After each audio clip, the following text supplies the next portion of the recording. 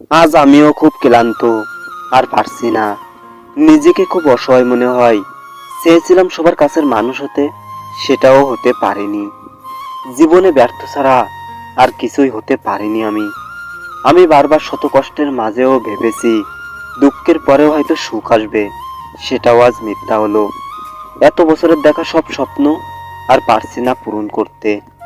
আর বিশ্বাস করার মতো জীবনে একটা মানুষও নেই।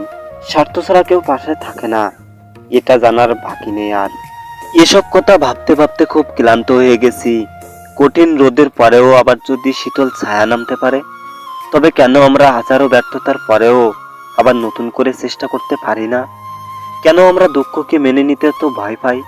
কেন আমরা ভাবি নিজের ভেতর সব স্বপ্নগুলো আর পূরণ করতে পারবো না? তবে আমাদের সবাইকে মানতে হবে, জীবন মানেই এক কঠিন যুদ্ধ।